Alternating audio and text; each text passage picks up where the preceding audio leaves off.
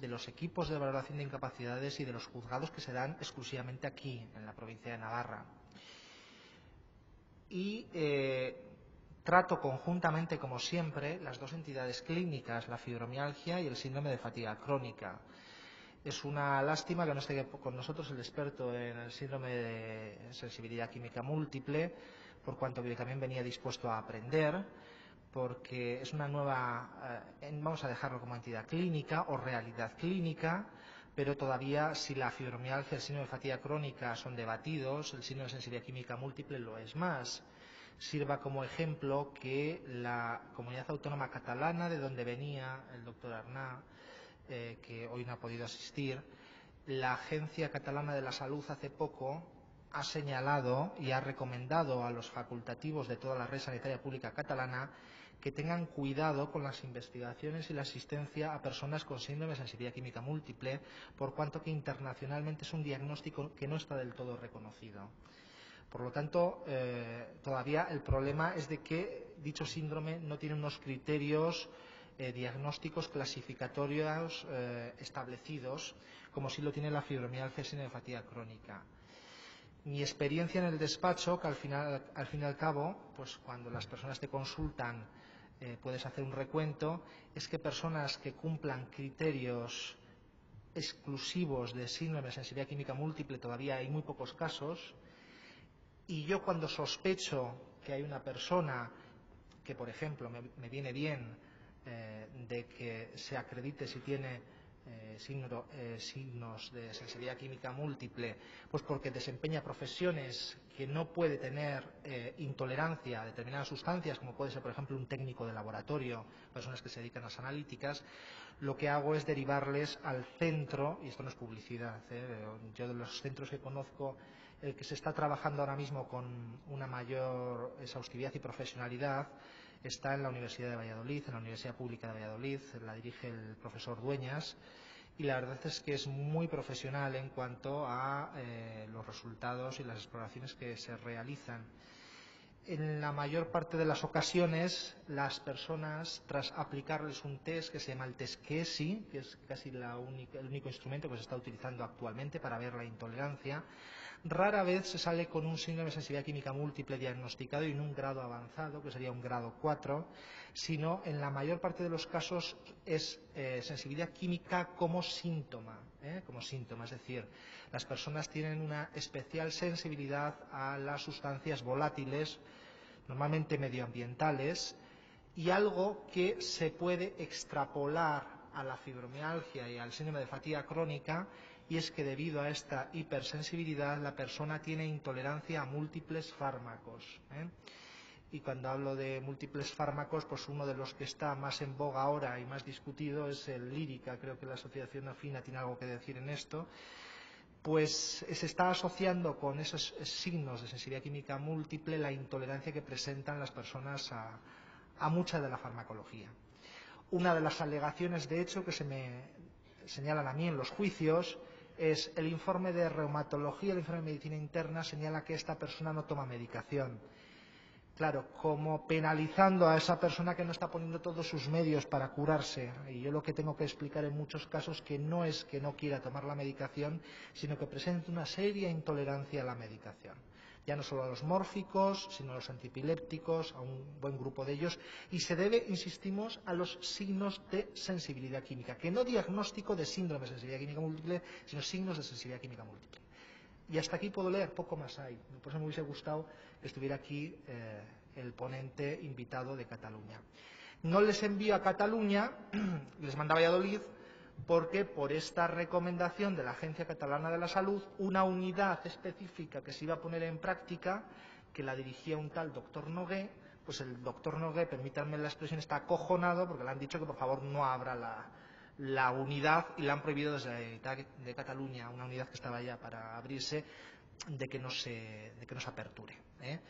Por lo tanto, es más, yo lo he intentado entrevistar para alguna publicación al doctor Nogué y no quiere saber nada. En cuanto escucha la palabra síndrome de sensibilidad química múltiple, está amenazado de que no puede intervenir ni a nivel de ponente, ni en publicaciones, ni tratar patología de este tipo, para que veamos hasta dónde está el problema. Respecto a la fibromialgia y síndrome de fatiga crónica, pues para las personas que hayan venido un poco para destacar sus características generales y sin ánimo de reiterar lo que ustedes ya saben, destacar que son patologías similares en cuanto a los síntomas, aunque no es lo mismo y cada vez hay una diferenciación mayor entre ambas. De hecho, los estudios que se han ido publicando últimamente en la revista de Lancet, fundamentalmente, se vuelve a la hipótesis vírica para el síndrome de fatiga crónica, algo que se había abandonado en su día con el virus de Epstein-Barr, que ustedes habrán escuchado hace años, que es una subespecie del herpes virus. Aquella hipótesis se abandonó, se dijo que no, que ese era un proceso inmunológico. Ahora parece ser que se ha descubierto un virus que ustedes habrán visto en Internet, que es el XMRV, que es una subespecie o lo han encontrado en la leucemia en las ratas, una cuestión bastante compleja, pero que permite diferenciar más el síndrome de fatiga crónica respecto a la fibromialgia, a pesar de que también este virus se ha encontrado en algunos casos de fibromialgia, pero fundamentalmente en el síndrome. ¿Qué son ambas? Pues la fibromialgia es un cuadro de dolor generalizado fundamentalmente y como segundo síntoma el cansancio, abatimiento extremo, y el síndrome de fatiga crónica cambiaría el orden de los factores. El síntoma de cansancio extremo es el fundamental, el dolor sería secundario. Nosotros la tratamos a nivel de investigación, desde luego, conjuntamente mientras se determinen con mayor exhaustividad sus perfiles configuradores.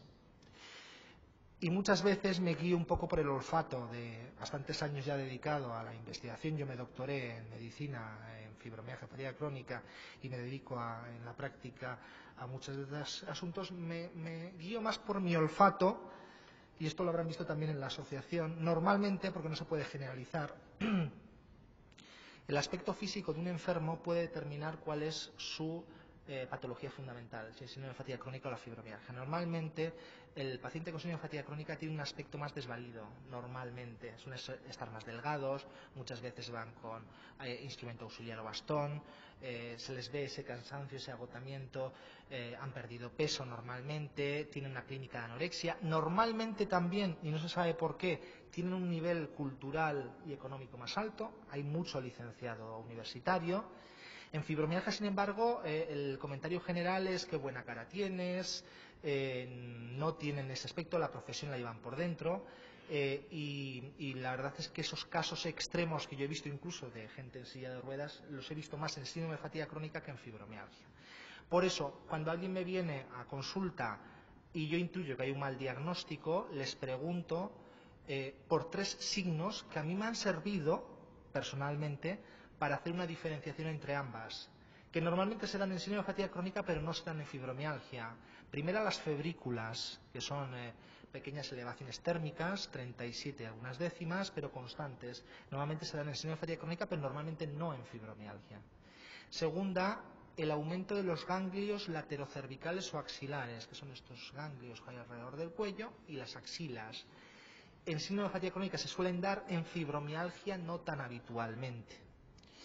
Y en tercer lugar, la odinofagia o dificultad al tragar. Me duele al tragar, no puedo tragar, infecciones recurrentes de garganta.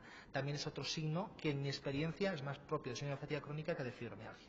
Pero, insisto, no se tomen esto al pie de la letra. Estamos un poco en la abstracción. Yo les planteo esto porque, como nos ha quedado tiempo para que yo me explayara, he acordado con Joaquín hacerles unas pinceladas generales de la evidencia científica sobre los síntomas a fecha actual. Y ahora, si me lo permiten, pasamos a mi área, que es la jurídico-laboral.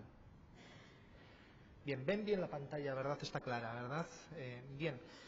Nos encontramos en el ámbito laboral. Yo les voy a hablar de cuestiones de personas que han cotizado al sistema público de seguridad social. Es lo que se llaman las pensiones contributivas. Si tú pagas, recibes; si no pagas, no recibes. Y esto, que es algo evidente, es una pregunta que siempre en el coloquio me hace la gente, y seguro que en este coloquio no será una excepción. ¿Y las personas que no hemos cotizado no cobramos nada? Pues vamos a partir de una cuestión. Sobre todo, en este país, cuando entran los gobiernos, se hacen diferenciaciones entre políticas de izquierda y de derechas. Los que nos dedicamos a este ámbito vemos que las políticas son muy similares, gobierne quien gobierne. Y es que nuestro sistema es un sistema bismarckiano. ¿Qué quiere decir es un sistema bismarckiano? En sistemas de seguridad social en el mundo hay dos. Uno el bismarckiano y otro el anglosajón. El bismarckiano es el alemán, que dice cuanto más pagas, más recibes. De hecho, las pensiones en Alemania, ustedes habrán escuchado que son muy altas. El anglosajón, sin embargo, dice no tiene nada que ver, es decir, si esta persona está en estado de necesidad, recibirá una pensión aunque no haya cotizado lo suficiente. Lo que se pretendía, sobre todo en épocas del gobierno socialista, de hacernos ver es de que nos encontrábamos ante el modelo anglosajón del estado de bienestar, que recibiría la pensión independientemente de que se hubiese cotizado o no se hubiese cotizado. Y era una mentira que ahora se ha visto con la crisis. Por ejemplo, la universalidad en el acceso a la prestación sanitaria, a la asistencia sanitaria. Eso es una mentira cochina. Si ustedes se quedan en paro y terminan todo tipo de prestación y están 3 meses sin ningún tipo de prestación, ustedes ya no tienen derecho a asistencia sanitaria. Se quedan sin asistencia sanitaria. Se tendrán que meter con la cartilla de su marido o de su mujer, de alguien que trabaje. Entonces no hay universalidad en el acceso a la prestación de asistencia sanitaria. Por lo tanto, nuestro sistema español es un sistema bismarckiano. El que paga recibe y el que no paga no recibe. Se ha intentado hacer pequeñas modificaciones a caballo, sobre todo a nivel de asistencia social, de prestaciones no contributivas, de salarios sociales, que en las comunidades tienen diferentes denominaciones, pero tenemos que partir de esta premisa general que quiero comentarles, porque a veces ni las personas que se dedican a esto lo tienen claro, que nuestro sistema es un sistema contributivo y por lo tanto el trabajo que llevamos los abogados que trabajamos en este ámbito es las personas que han cotizado, y para los supuestos de enfermedad común como es la fibromialgia senil crónica, que han cotizado lo suficiente. Es decir, hay unas escalas, cuanto más tiempo se cotiza, cuanta más edad tiene la persona, le exigen un periodo de cotización más amplio. Por ejemplo, les puedo decir que para menores de 40 años siempre se exige 5 años de cotización a lo largo de su vida laboral. A partir de los 40 años siempre le va subiendo un poquito, hasta un máximo de, lo tendríamos que mirar en las escalas, pero de cualquier forma, para determinar la base reguladora, lo que cobrará esa persona, el máximo que van a tomar serían 8 años hacia atrás. Entonces, un sistema contributivo. Nos encontramos en el último año, lo decía al inicio, con una crisis económica. Dicen los expertos que la mayor que se ha encontrado en nuestro país. Esto pues ha hecho cambiar algunas cosas. El otro día lo comentaba con un compañero mío, letrado del Instituto Nacional de Seguridad Social, que así como en crisis anteriores otros compañeros me habían dicho de que el número de solicitudes de invalidez se había multiplicado por 3, en este momento podemos decir que el número de solicitudes de invalidez parece que se mantienen, igual que antes de la crisis. No hay una diferencia. También lo sabrán ustedes por los medios de comunicación, el número de bajas incluso ha descendido por el miedo de las personas a perder su puesto de trabajo. De cualquier forma, nos encontramos con un panorama laboral cada vez más complejo, con trabajos en los que habría que